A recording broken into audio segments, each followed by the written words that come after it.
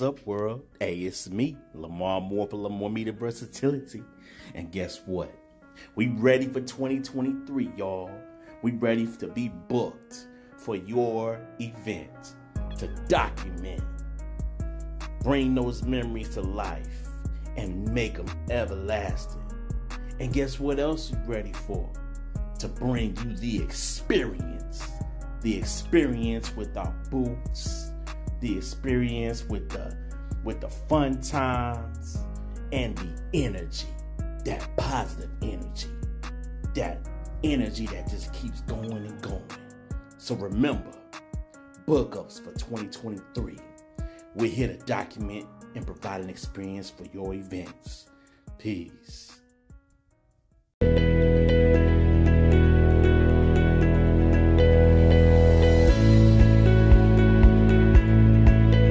The views and opinions expressed by the hosts and guests of Colorful Voices of Sisterhood are their own and do not represent Lamar Media Versatility, that of any broadcast networks utilized, its advertisers, or sponsors.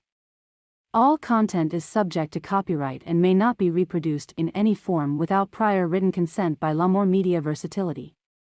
The views and opinions expressed by the hosts and guests of Colorful Voices of Sisterhood are for general public information and entertainment purposes only. I'm Jerry Ensminger. I served in the United States Marine Corps for 24 years, some of that time at Camp Lejeune and some as a drill instructor at Parris Island. I'm here because my late daughter Janie was diagnosed with leukemia when she was 6. She suffered for nearly 2.5 years because she was exposed to toxic chemicals in the water at Camp Lejeune. Mike, Aaron Brockovich, and I fought the Corps to get recognition and justice. We are still fighting. Join me, join us in fighting for justice for Camp Lejeune victims. I relish being a drill instructor, the thrill of getting 72 new recruits to march in formation so 72 footsteps sounded like one. I took that energy and that focus into fighting the Marine Corps to get them to recognize what they did. For many years, I used to say we, Camp Lejeune Marines, were the few, the proud, the forgotten. The way it seemed to us is that the Marine Corps was saying Semper Fi, now go away and die. Well, we didn't go away. We stood our ground and fought, and we left no one behind.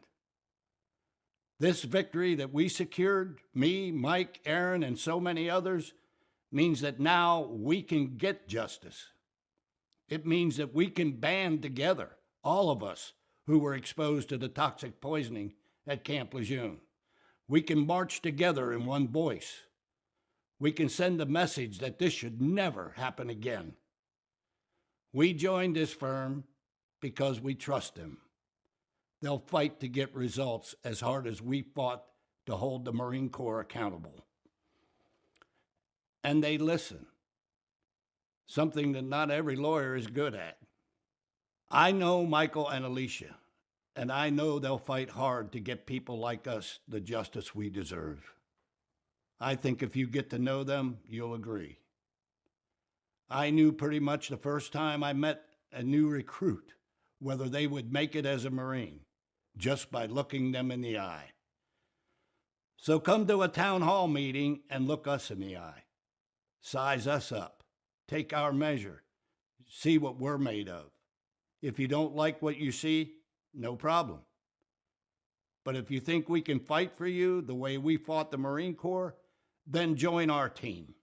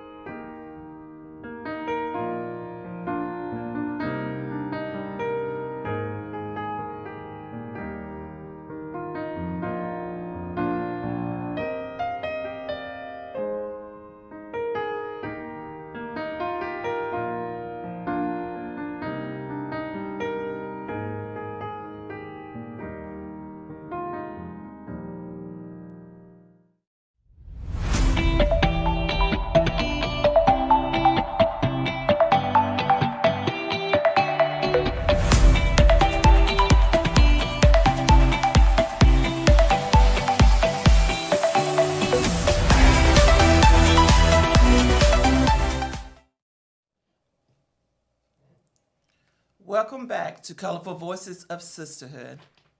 Today we have two distinguished guests, and we're glad to have them on the show. I know you guys have been hearing a lot about the water contamination, and some of you said we're tired of hearing about it, but we actually have the person here today that have been directly impacted with the water contamination. So we want to welcome Jerry Inseminger and Mike Partain today to actually tell their story about what they've been through that was directly impacted in their life. First of all, we want to thank them all for joining in for Colorful Voices. So you guys, you have the floor now and you can start talking. Well, I guess I better lead off because Mike didn't come in on this until 10 years after I started it. So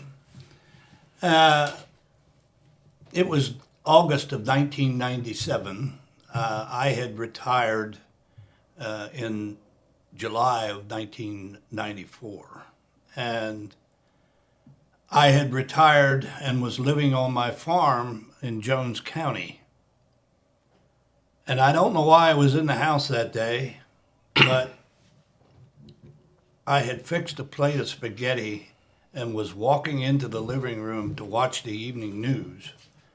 Whenever I walked into the living room, the reporter that was on the TV screen said that the Agency for Toxic Substances and Disease Registry, which we all know as ATSDR, had released their public health assessment for the Superfund site that we all know as Camp Lejeune. And that public health assessment, they went on to say that ATSDR wanted to do further studies on children who had been conceived, carried, or born while the parents were living on base housing on Camp Lejeune. And they went on to say that ATSDR wanted to do further studies on those children for birth defects and childhood cancers, primarily leukemia. Well, I dropped my plate of spaghetti on the living room floor because my daughter Janie, who was the only one of my four daughters to have been conceived, carried, or born while we lived on base in base housing, contracted leukemia in 1983 and died in 1985. And for a parent who has a child who is diagnosed with a long-term catastrophic illness, the first response is shock. And then after the shock starts to wear off, then you're involved in the hustle and bustle of getting that child to a treatment facility where they can be treated and hopefully cured. And it wasn't until I had a chance to get past all that I had the opportunity to think and have that nagging question of why. Why did this happen to my child? And that's a question that most people never really think they're going to get an answer to. And I was no exception. And that was in July of 1983. And until I heard that TV report in August of 1997, I didn't think I'd ever get a glimmer of hope of getting that answer. But that day, when I heard that report on the news, I got that glimmer of hope. And that whole evening, it was in the summer, so the sun didn't set till later. And all my thoughts were consumed with Janie and what she had gone through, the hell she went through, and all of us that cared about her went through. And that evening, I walked out of the house and I walked down through the fields on my farm. I got down to the end of the fields where the woods started, and it was a beautiful evening. There's no light pollution out there. The stars, you could almost, it feels like you could just reach up and touch them. I got down to where the woods started, and I turned around to start back up to the house, and it was like somebody hit me over the head with a 2x4. I actually went down on my knees, and I thought, oh my God. Here I was thinking about Janie all that time, and then the thought came over me, what about all those other Marines and their families that had served at Camp Lejeune, who did maybe 1 or 2 enlistments, which about over 87% of the people that join the Marine Corps do 1 enlistment and they get out and go back home. They were never going to get that glimmer of hope. Those people that were still out there had that nagging question of what happened to me or what happened to my loved one. They were never going to get this glimmer of hope that I got from that news report. Because, let's face it, I was in the TV market for Jacksonville, Camp Lejeune, and that's the only reason I heard that report. Because all these other people that were from Louisville, Kentucky, or Richmond, Virginia, or Philadelphia, New York City, Rochester, New York, all over the country, that wasn't a news item. It was a news item here. That's why I heard it. So that put me on my mission, and I felt I owed, and the Marine Corps owed them an answer to at least alert them. And that was August of '97. And for 7 years, I got involved with Tom Townsend, who's a retired major in Moscow, Idaho. And Tom had lost a son that had been born while he and his wife lived in Paradise Point housing back in the 60s. And his little boy lived for like a little over 100 days before he died. And Tom was an avid writer. He didn't like computers. He did everything by hand. That man wrote over 1,000 Freedom of Information Act requests. Wow. Over 1,000 by hand. And he printed them on yellow legal notebook paper. And Tom's efforts, and I wrote a few FOIAs myself, but our efforts finally started to bear fruit. I mean, and the only media coverage we had back at that time was local TV stations, local radio stations, local print media. And we went on like that until it was September of 2003. And we had contacted the Washington Post, and we never got a real response from them. And it was September of 1993. I was in the house that evening. It was after 8 o'clock. And my phone rang. And I looked at the caller ID. And it was a 202 area code. So I knew it was Washington, D.C. Mm-hmm. So I picked the phone up. And it was the main office of the Washington Post. And they said that they had their bureau chief on the Outer Banks covering the damage that Hurricane Isabel had done to the Outer Banks that year. And it was right after it hit. So they said that their Miami bureau chief was on the Outer Banks. He was going to try to get off of all the bridges were closed to the Outer Banks. And they were using ferries to get back and forth. Mm-hmm. He was going to try to get off of the Outer Banks on the last ferry that night. And if he was successful, they wanted to know if it would be all right for him to call me. They said it was going to be late. I said, absolutely. So it was 11:20. My phone rang. I looked at it, 202 area code. It was Manuel Roig Franzia. He was the bureau chief of their then Miami bureau. They don't have one there now anymore. And he said, he talked to me, and I set up a place for us to meet, and it was at the Kettle breakfast restaurant. the next morning.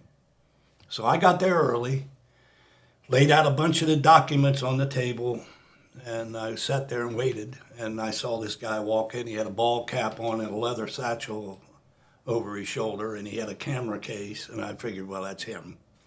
And it was. I stood up, and he came walking over. We introduced ourselves. And I reached over on the table and picked up a document, and I handed it to him. And he said, oh my, he goes, is this Janie's death certificate? And I said, yeah, it is. I said, look at the date. He showed up to do that interview on the anniversary of Janie's death. Wow. 24th of September. Very emotional day for me. I had not been back on the base for a long time, and I took him to the house that Janie was conceived in was still there at that time. On base. Yeah, and I took him all over the base. And then, that day was over. He left, and we waited and waited and waited, and nothing. It didn't get published. And then on the 28th of January 2004, it hit the paper. It took up the whole third page of the Washington Post. And, here we were beating ourselves up thinking, we're never going to get this. We're never going to get this. Why are we having to wait so long? It was really beneficial that we did wait that long. Mm-hmm. Because when that ran in the paper, Congressman John Dingell, who was the ranking member at that time of the Energy and Commerce Committee, on the Democratic side, the Republicans controlled the House at that time. So Dingell, DOD had come in and was requesting more environmental regulations. And the chairman of the committee was about to release that over to the House Armed Services Committee, which would have meant that they would have automatically got those immunities. And Dingell forced it into a hearing. And they saw that article, and they were looking for witnesses to come and testify at that hearing. And it was a full committee hearing, the Energy and Commerce Committee. And I got a phone call from John Dingell's scheduler. Well, I didn't know who that John Dingell was. She said, she said, well, Mr. Dingell would like to meet with you. I said, about what? And she goes, about the water contamination at Camp Lejeune. Well, we had been looking for a toehold. Mm-hmm. Anything to get in. Yeah, and I said, oh, absolutely. So, I agreed to meet with him. She gave me the date and the time and all that. When I got off the phone with her, I called my sister, who had her own public relations firm in York, Pennsylvania. My sister Marie. And I said, hey, Marie, I said, who the hell's John Dingell? and she goes, oh my God, why? I said, he wants to meet with me about this water contamination. She goes, Jerry, she said, John Dingell is one of the founding fathers of the EPA. And she says, he is the founding father of ATSDR. I said, wow, no kidding. No, okay. So we went to this meeting. She rode the train down to Union Station and met me over there in the Rayburn House office building. We went into the meeting and we sat there and we talked for a little while. Showed him some pictures of Janie and some of the documents that we had acquired by that time. And all of a sudden he goes, all right, meeting's over. You can leave. And so we got up, walked out of his office out into the hallway, and I looked at my sister. I said, "What the hell was that?" Marie said, "I don't know." So anyhow, to make a long story short, she left and went home. I got in my truck and drove back to North Carolina, back to my farm. And the next day, my phone rang, and it was his general counsel for the Energy and Commerce Committee, Dick Franzen. he said, Mr. Ensminger, he said, we would like to know if you would consider being a witness at a hearing that we're having on the 21st of April to try to defeat the Department of Defense's attempts to get more environmental immunities. I said, yeah, sure. He said, all right. He said, get your testimony roughed out and get it to me, and I'll work with you on it. I said, sure thing. Then it struck me after I hung the phone up what that meeting was. It was basically a job interview to see if I could string two sentences together if I wasn't wearing bib overalls, you know, had my teeth, you know. And who is this Jerry? Yeah. So, and then I testified at that hearing, and my testimony alone pulled 14 votes from the Republican side, and DOD's immunity attempts from further environmental regulations were defeated. So, and then Mr. Dingell, showing his appreciation, forced ATSDR to create an expert panel, and that expert panel made the recommendation to form the Camp Lejeune Community Assistance Panel.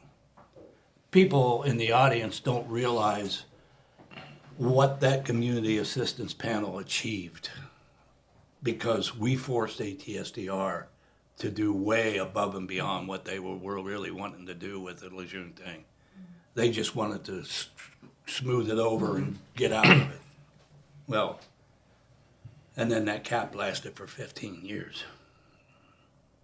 15 years. Yeah, still here too. Yeah. And then the Democrats won back control of the House on the midterm elections of 2006. And then Bart Stupak was a member of the Democratic side on the Energy and Commerce Committee. He became the chairman of the Energy and Commerce Committee's Oversight Subcommittee. And he held a hearing in 2007. And I testified at that. And it was titled Poison Patriots. And then, you know, now let's open the curtain, and that's where Mike Partain makes his entrance. So take it over, Mike. Okay. Well, and like Jerry said, I mean, that's when I was diagnosed with cancer, that was 10 years after Jerry had first gotten started on this. And, you know, our family, we're a Marine family. My grandfather was a career Marine. He retired as a major. My mother and father met at the Naval Academy when my dad was a midshipman, and were married there. And in April of 1967, Dad was transferred over to Camp Lejeune. And he taught the radio school there, and shortly after my parents arrived, I was conceived and then carried aboard the base and then born there in January of 1968. And anyways, you know, for most of my life, Camp Lejeune really meant nothing. My father deployed to Vietnam in May '68. We left the base. He did a tour at the Pentagon and following his deployment to Vietnam. And when he was due to rotate back to Lejeune, my mother said no. And she didn't want to go. She had this thing. She just did not like Camp Lejeune, or Lejeune, as my mother would say. My mother's from Quebec, so for most of my life, that's the only thing I heard until recently when they started promoting the correct pronunciation of Camp Lejeune. But to me, it's still Camp Lejeune. Yeah, there's no R in there. Yeah. But anyways, like I said, my mother is the only one that had Lejeune in it, and she always said it funny. We laughed when I was little. But anyways, my father resigned his commission, and we moved to Florida. And my hometown's Winter Haven, Florida. It's not Camp Lejeune, even though I was born here. And I never set foot back aboard the base again until 2009. But, you know, grew up in Florida, you know, went to high school, went to college, got married, had 4 kids. And one night, my then wife gave me a hug and felt a bump in my chest when I was 39 years old. And the bump didn't go away. She insisted I go see the doctor, which begrudgingly I did. And the doctor looked at it and was kind of curious and just saw the expression on his face that didn't look right. And he says, I need to send you for a mammogram. And I'm like, what? And he goes, yeah, you need a mammogram. I don't know what this is, and it's in your breast area. So I'm like, well, can men even do a mammogram? I don't have breasts. And he's like, yes, they can, and you're going to get one. So they scheduled me 2 days later on a Friday to have a mammogram, and I went to the facility. And of course, they gave me, I sat down and everything's pink and flowers, and actually sat in the waiting area for about 30, 40 minutes before they figured out that my wife is not the one getting the mammogram, it was me. And they finally called me back, and they apologized, and they told me that they thought it was my wife. So they give me a pink smock, and I'm like, I'm not, I don't need this. And they brought me up and did the mammogram, and they told me to sit back down, so I'm waiting in the room, and about 5-10 minutes later, the nurse comes back in, and she has this look on her face, and I could tell something wasn't right. And she asked me if I could stay because the radiologist was on her way into the facility, and they wanted to do a sonogram on me.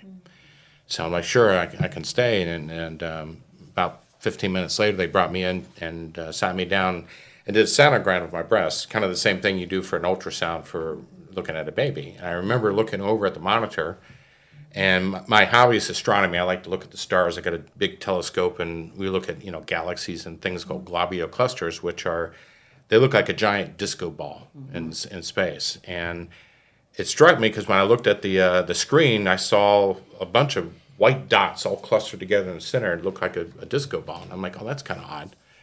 At the time, I didn't know it, but what I was looking at was called microcalcifications, which are the telltale signs of cancer. And the doctor told me that they were concerned and the cancer word kind of came up, but really didn't get into a lot of it.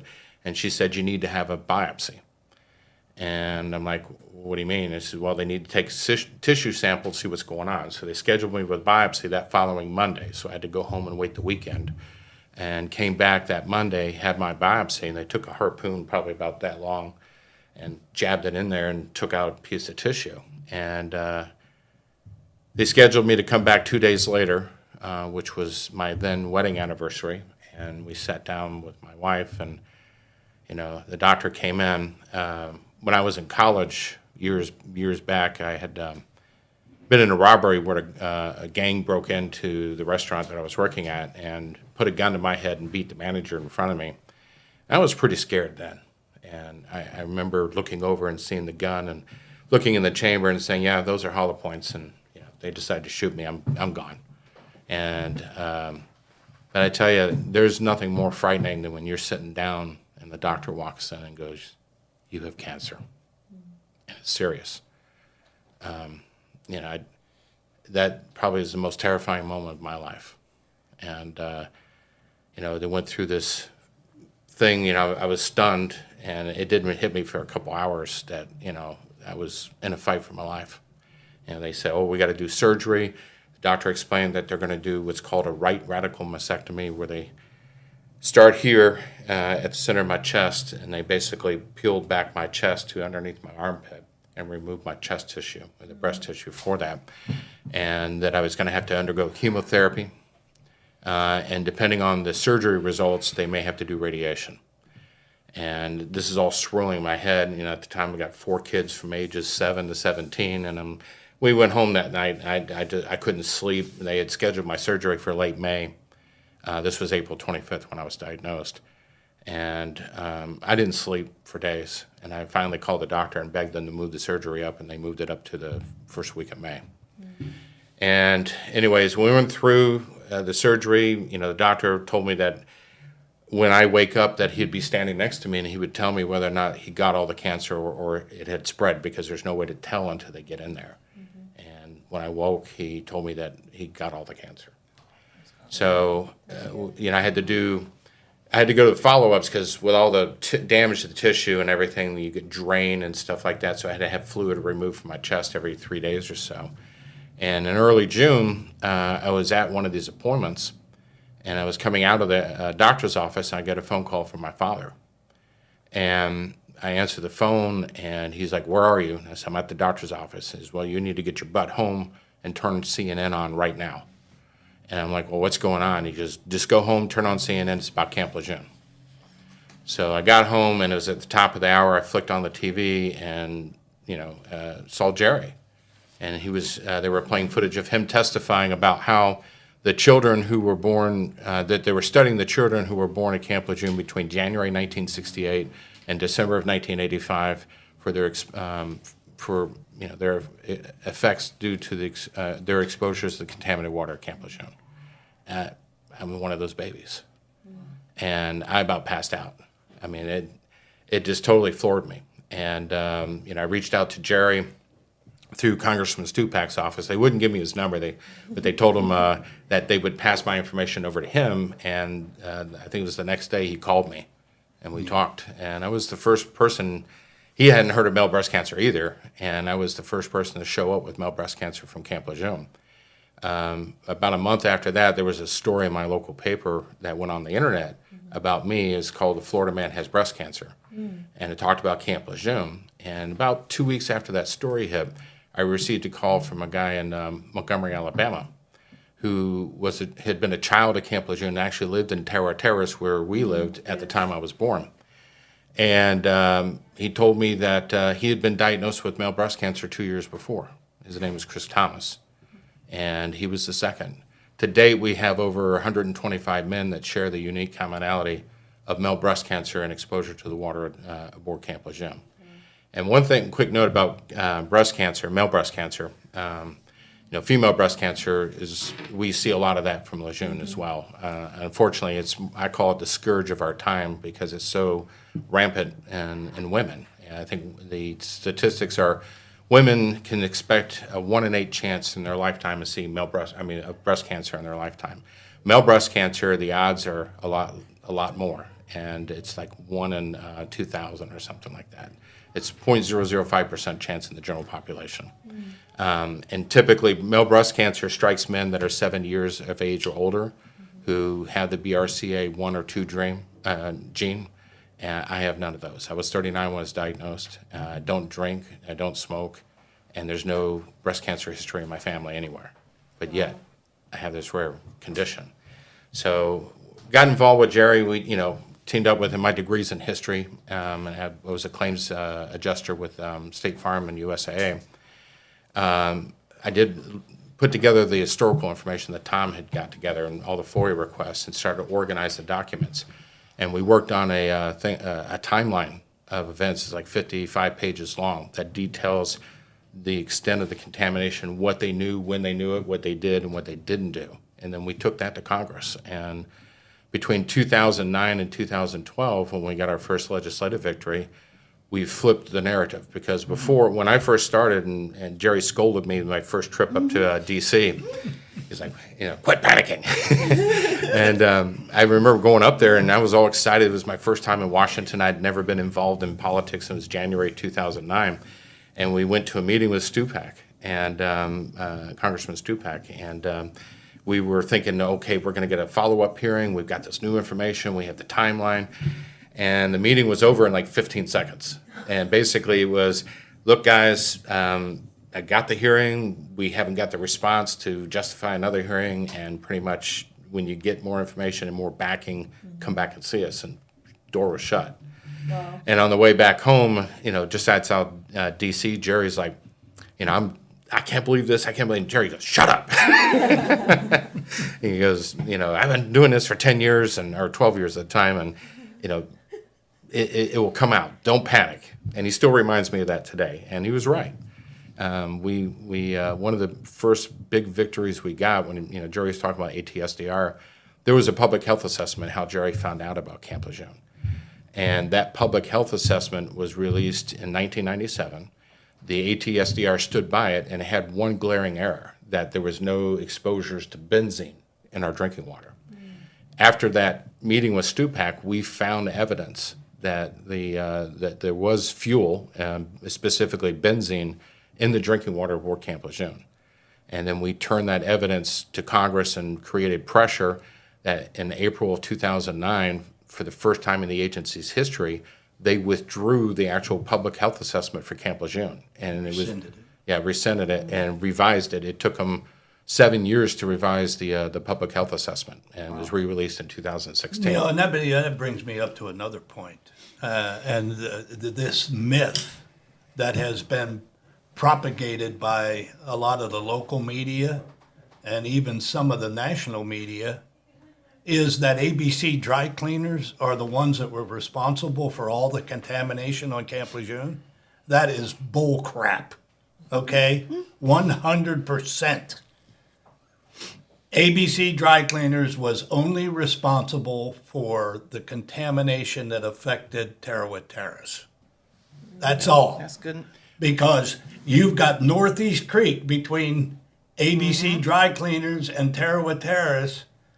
And you got Terrawit Terrace, ABC Dry Cleaners, and you got Northeast Creek that separates them from the main part of the base. And we still hear that in the news. As recently as a couple weeks ago, a major news source, Fox News, said in their broadcast that the contamination was due to an off-base dry cleaners. And here we are, 25 years into this, and that myth or legend, I call it, still persists to this day. And it does a great deal of... And, we still hear people making comments about, well, it was ABC Dry Cleaners that contaminated Terrawit Terrace. That wasn't the Marine Corps or the Department of Navy's fault. Yes, it was. From one point forward. The Navy had their own regulations pertaining to drinking water systems. The wells for Terrawit Terrace were on the virtual property line. They were positioned between the railroad tracks that ran up along there and Lejeune Boulevard. They didn't control what happened on the property that was less than 20 yards from their wells. Wow. And they couldn't move the wells further down into the housing area because all the water that surrounded Terrawit Terrace on one side was all brackish water. It had salt water in it. That would have, you can't use it. Right. Now, Jerry talks about the... And we were down gradient of all those contamination sources across the road from the well field for Terrawit Terrace. Wow. Now, Jerry talks about the Navy's potable water regulations. These regulations date back to 1963. They're light years ahead of the Safe Drinking Water Act and even the standards that are today. Matter of fact, in December of 1988, the Navy changed their potable water regulations and rescinded these orders and turned it over to the Safe Drinking Water Act, so they follow that now. But one thing, when Jerry's talking about location, these regulations are very detailed. They have definitions in them. And one of these definitions, I'll read two real quick, and this is the case in point of what Jerry's talking about. In these regulations, it says health hazards is defined as means any condition, devices, or practices in the water supply system and its operation which create or may create a danger to the health and well-being of the water consumer. An example of a health hazard is a structural defect in the water supply system, which wells are considered part of that, and that's defined in there too. Whether of location, design, or construction which may regularly or occasionally prevent satisfactory purification of the water supply or cause it to be polluted from extraneous sources. And then they go on to define pollution. Because when you look at the Navy's permutations and the Marine Corps' permutations of what regulations they were following, because throughout this period they said, well, we weren't violating any EPA drinking water regulations, the Safe Drinking Water Act, and they changed it, government regulations and what have you, but they've never addressed these. Now, pollution as used in these standards means the presence of any foreign substance, organic or inorganic, radiological or biological, in water which tends to degrade the quality of the water to constitute a hazard or impair its usefulness of the water. Wow. I mean, it's right there in black and white. These I got a couple regulations. questions that came up on this right here. So one says, how long have this case been open, and has anyone came forward to help? That's one question.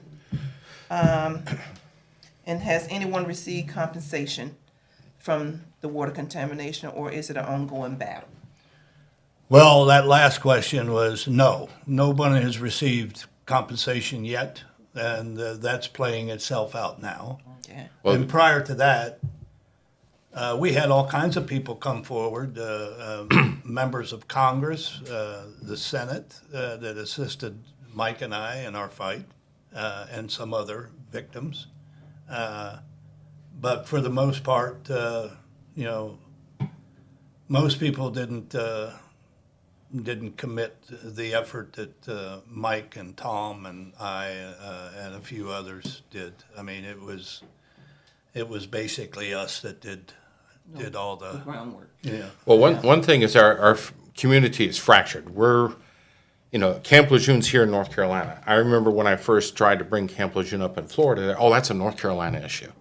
And the problem is you can't drive aboard the base and you can't, a reporter can't go down the road and say, well, that's where Jenny was born, that's where Mike was born, and they had cancer and what have you. And even if they could, these families are not there. They went back to their small town America where they came from. Mm-hmm. And, so trying to get the story outside Jacksonville, North Carolina was a struggle. And our community, most of our community is located across the country. Florida, for example, is the second highest state behind North Carolina with registrants from Camp Lejeune. Now, on the compensation question and everything. For the water. Yeah, for the water. Mm-hmm. There are, when you talk about compensation, the lawsuits that are originating because of the new law that was passed in August, nothing's been settled, and that's probably the most frequent question we get. Nothing's happened. Matter of fact, it's just a big log jam right now. And our Facebook site, the Camp Lejeune Toxic Water Survivors, we have a campaign going out encouraging people to write their senators and their congressmen, trying to get pressure on DOJ and the Department of the Navy to start moving on these claims. And because according to Judge Dever, at a hearing on April 5th, if these claims go through the courtrooms, we're going to be here as long as the Roman Empire, trying to get this thing settled. But there are presumptive service connections. It's actually the largest presumptive service connection since Vietnam that was established through the efforts of the CAP and Jerry and I.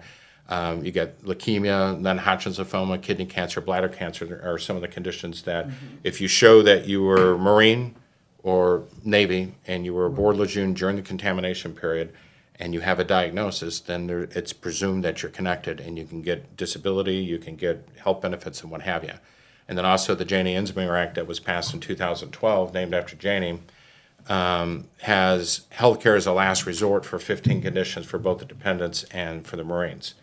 But of course, that we've got the Camp Lejeune Justice Act that was passed in August 2022. But the fight continues on. Oh, yes. There was another, it says, it bothers me that so many years has passed and the water is still contaminated. What is so hard about cleaning up the water and saving the health and lives of people they serve to protect us? And what about the drinking water in Jacksonville? So many people are afraid to drink this water.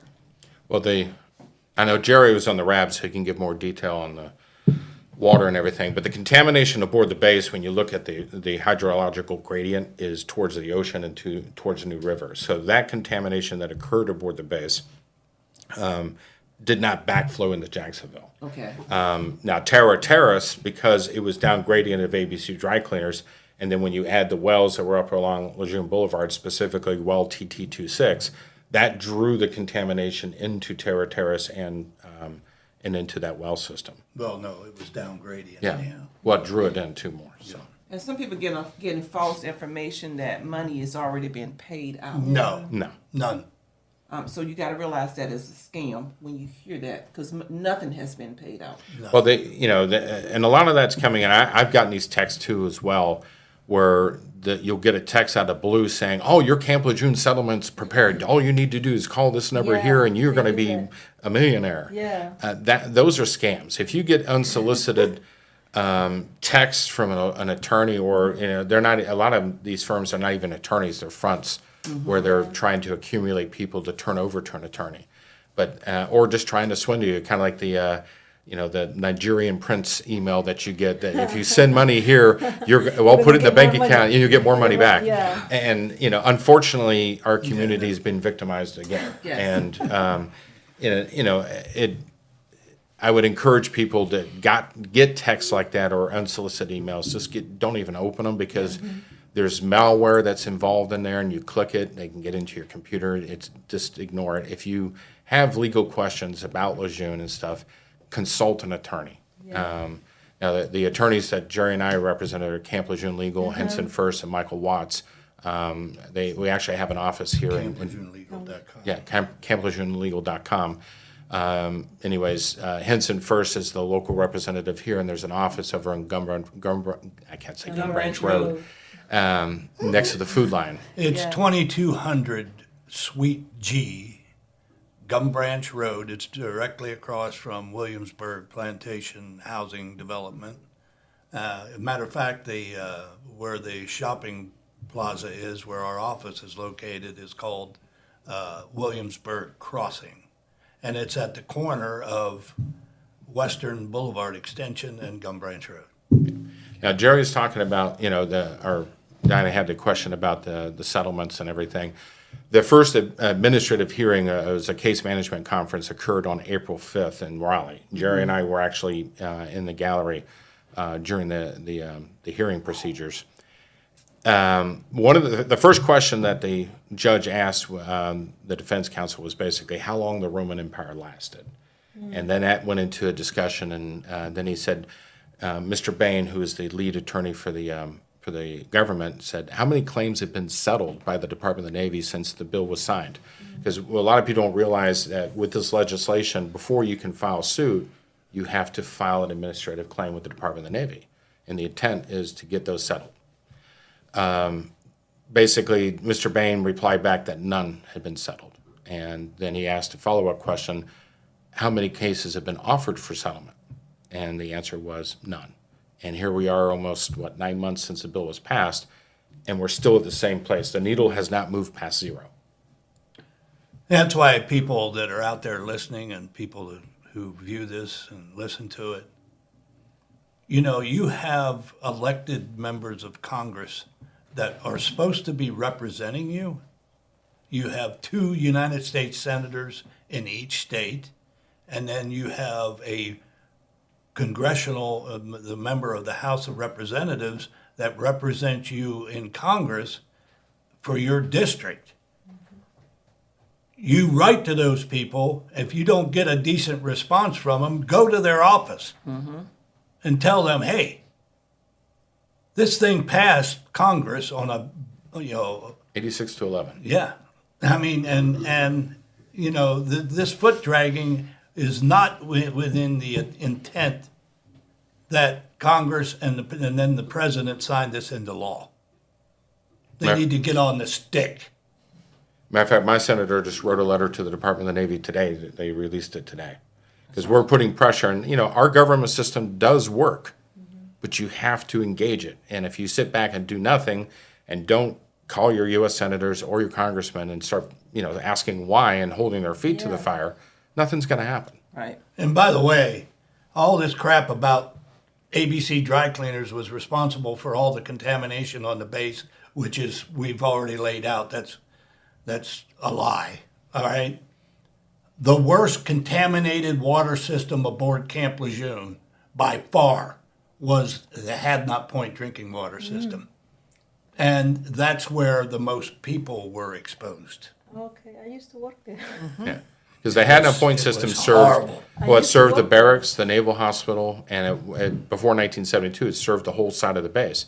To give you an idea how bad some of the contamination is, we found in the documents that the Hadnot Point fuel farm, over the operational life of the fuel farm from 1942 to 1991, lost an approximate 1.5 million gallons of fuel into the aquifer at the Hadnot Point industrial area.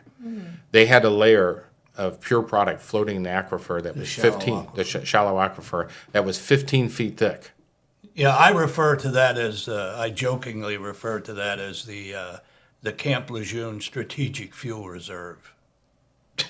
I got one other question, and we may have answered this. How receptive have legislative officials been in endorsing and pushing for awareness for this case? How involved have they been? It's been, some of them were really great, and other ones not at all. I mean, it's whatever their whim is, whatever their focus is on, is what they do. I mean, and Yeah, we've engaged, probably over a dozen senators over the course of this. This has been a dogfight. 25 years for Jerry, 16 for me now, and I've gone through a couple senators myself in Florida. Jerry's gone through a couple, more than a couple here in North Carolina. But if you engage them and you bring them the facts, you bring them the documents, and you say, "Here's what's going on," they'll do the right thing. I mean, our government system does work when you properly apply it. Well, and you gotta expend the shoe leather, and you gotta force them to do it. And, just to let people know how the notification came about. You watch the award-winning documentary, Semper Fi, Always Faithful. Congressman Stupak, in that one hearing, it's part of that documentary. He says, "I just can't believe that you can't locate these people and notify them." And I was in a meeting with Elizabeth Dole when she was still a senator, before Kay Hagan won and took that seat. Senator Dole sat right there and told me, "Oh, Jerry," she said, "there's no way that we could, locate all of these Marines in their, and I said, "Senator, are you telling me that if I owed the federal government money, that the IRS wouldn't be able to track me down?" And she said, "Oh my God, that's a great idea." That's how the IRS got involved in notifying former Marines about the water contamination. And we're still trying to locate people. And I was just doing it as a Yeah. a kickback at her, but she took worked. it and it worked. Yeah, that works. But people that have worked aboard base, whether military, civilian, contractors, we're still looking for those people. Yeah, sure. Am I correct? Yeah. So they can, file claims if they have these illness that we're looking for. We're still trying to find and locate these people for it, so they can put in their claim for it. Because you guys fought real hard for this. Well, yeah. I mean, there were a lot of civilian government service employees that commuted to Camp Lejeune because back in the day, these were the best paying jobs in the area. Yes. And they came all the way from Burgall. Rose They Hill. came Wallace. Yes. Kinston. Yeah. I mean, and I'm aware that a lot of them are dead. But their families can file on their behalf. Am I correct? Yeah, open estate. So they can open an estate and file on behalf of the parents or the deceased person. So there's still hope, even they're gone. And there was a recent article that came out last week with a scientific finding that Parkinson's, and they cited Lejeune in the article, that the veterans at Lejeune were 70% more likely to have Parkinson's disease when compared to the veterans out of Camp Pendleton. So, I mean, the science is coming. It's just taking a long time on that part. But there are 25 conditions that I know the epidemiologists that Jerry and I work with have been able to say, yes, these are caused by Camp Lejeune. So in saying that, this is pretty much how we got the list of the different cases. So can you explain how they come up with the different? Because I know there's some attorneys take prostate cancer and everything else. So Here's the explain deal. that. Here's the deal. Our lead attorney, Michael Watts, laid it down to Mike and I and our staff that first and foremost, you've got to prove exposure. So you would have had to have worked or lived in an area where the water was contaminated. And you have to be able to prove that. All right. Secondly, it's called causation.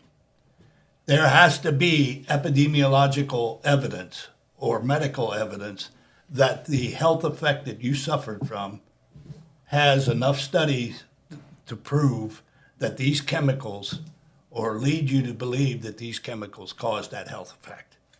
And, there's all kinds of people that come in and, try to sign up that, they have all these different health effects. And they're not on the list. Some of these health effects never showed up in any of the studies that had been done on communities, in the past that link these chemicals to the health effect that they're presenting. A good example of that would be thyroid cancer. We see, and we've over the years have seen hundreds of cases of thyroid cancer. There's no connection between thyroid cancer and exposure to benzene, trichloroethylene, tetrachloroethylene, or vinyl chloride. There's nothing in the literature. There's nothing in the science, and we don't know why. And that would, with that, if someone's to bring that to court, the case would be thrown out because there is no scientific evidence connecting thyroid cancer to Camp Lejeune. However, if we find that, one of the things we do is, review with the epidemiologist. If we find that connection, then they'll add that list. Mm-hmm. And you can go to CampLegeuneLegal.com and the facts FAQ section. It has the conditions. There's an entry that has the 25 conditions that are accepted. And like Diane is saying, there are different law firms that accept different stuff, but the fact of the matter is you got to be able to prove it. There's one other thing that people need to understand too when they're going out and looking for a law firm or somebody to represent them. Be careful. You need to look at everything that these people are or are not talking about. What percentage of their settlement are these people going to take from you? And then what are the add-ons to it after they take that? All right, say somebody says, okay, in your contract, we're going to take 40% of your settlement. Well, number one, that's greed. Mm-hmm. All right, number two, that's 40% right off the top of your settlement. Then they start tacking on administrative fees and expert witness fees, and you'll be lucky to get 40% of your settlement, and they're going to end up with 60. Wow. Do they need lawyers? Do they have to have lawyers to get this process? Well, if you're not happy with it, say they may come to you and they make an offer for a settlement, and it's say $5 million. Okay. Well, if say you had cancer and they're offering you $500,000 and you're not happy with that, that's when you're going to need an attorney to assist you and take this thing into court.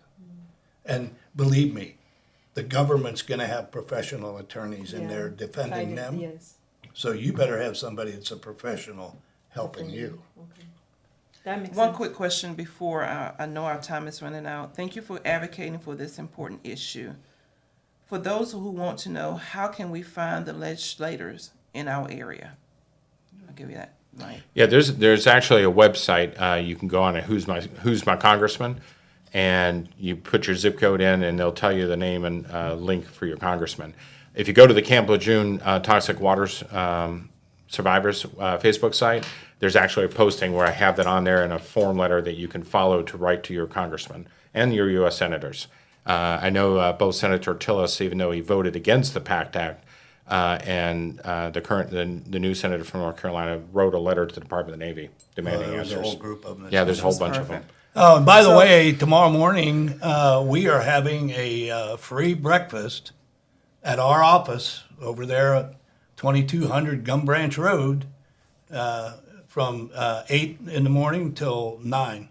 So come on by. Mike and I will be there. Diane will be there. Yep. Ryan, the whole staff will be there. We hope you guys stop by tomorrow there because we do have information, and we're there willing to share what information we have because we believe that if you get the truth, you know where to go. So thank you guys for coming on the show today. Thank you for having We us. really appreciate it.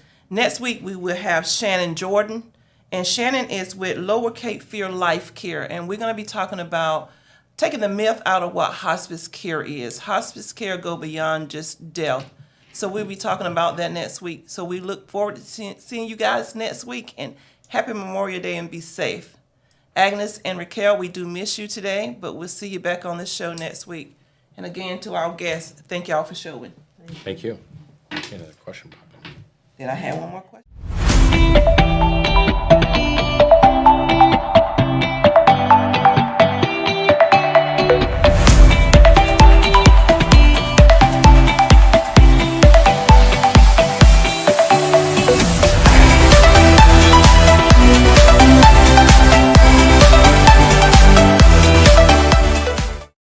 At Lawnmower Media Versatility, we aim to provide comprehensive solutions to our clients. We have a team of experienced professionals who can help you with every aspect of your media needs. From documentation and marketing to promotion and more, we provide our clients with top-notch quality services. We understand that each client is unique and has specific needs. That's why our team works closely with you to understand your company and event goals and objectives. We are committed to providing the highest quality services in media and strive to exceed our clients' expectations. Our team is passionate about helping you reach your goals and making sure you get the best experience and results. If you're looking for a reliable business to help you with all your media needs, look no further than Lamour Media Versatility. Contact us today to get started at 252-497-3817 or at www.lamour-photos.com.